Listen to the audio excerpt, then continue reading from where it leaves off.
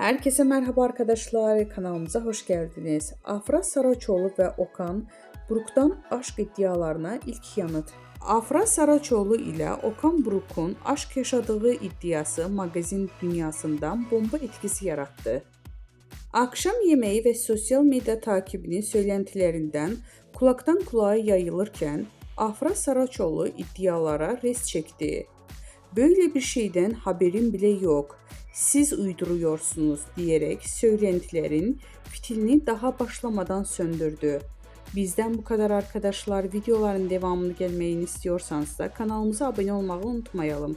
Hoşça kalın.